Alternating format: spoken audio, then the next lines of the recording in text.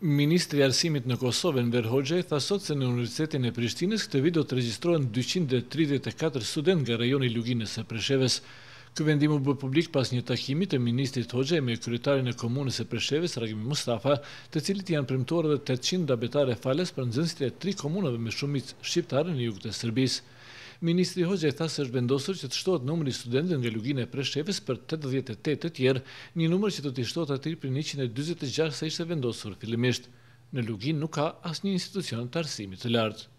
Qëllimi jonë është që karshit gjitha kërkesave që ka kryetari i komunës së Preshevës, që kanë shqiptarët në Luginën e Preshevës, të reagojmë si shtet dhe të sigurojmë nxënësve çaste të barabarta në sistemin tonë arsimor dhe të ndihmojmë këta që ta kenë po ashtu një çaste të barabarta në shkollat fillore dhe në shkollat e mesme të Luginës së Preshevës.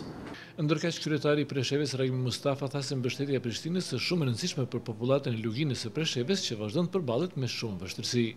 Megjithatë, problemet e shqiptarëve të Luginës të Preshevës janë para së gjithas të shprehura edhe në sferën e arsimit ndër më të ndihshmet, në krahasim me probleme tjera të numërta që kemi edhe në sferën e shëndetësisë, në sferën e qarkullimit të lirë të njerëzve dhe madrave në rajon, të problemeve të numërta ekonomike dhe të ngjashme, natyrisht edhe të përdorimit të gjuhës dhe shkrimit shqip, probleme në përdorimin e simbolit kombëtar. Megjithatë, ajo që është më e pakapërcyeshme është sfera e arsimit. Mosnjohja e Kosovës nga Serbia ka bërë që Beogradit mos njohas diplomat e lëshuara nga institucionet arsimore të Kosovës. Ministri Hoxha tha se po kërkon rrugë për tejkalimin e kësaj çështjeje.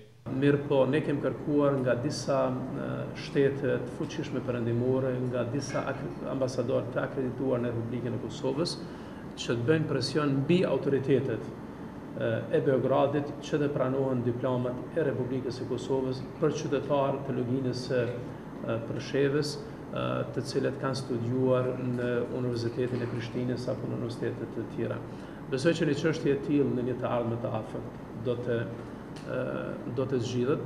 Lugina e Preshevës ishte skenë e luftimeve ndërmjet forcave qeveritare serbe dhe kryengrezëve shqiptar për gati 2 vjet me radhë. Luftimet përfunduar në maj të vitit 2001 me ndërmjetësimin e komunitetit ndërkombëtar.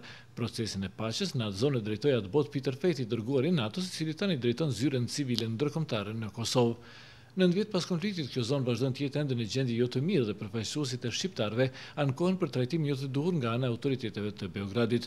Ata kanë kërkuar në disa raste që trajtimi i tyre të jetë njësoj me mënyrën se si trajtohen serbët e Kosovës në kushtetutën dhe ligjet e shtetit të ri. Për Zërin e Amerikës, Besim Abasi, Prishtinë.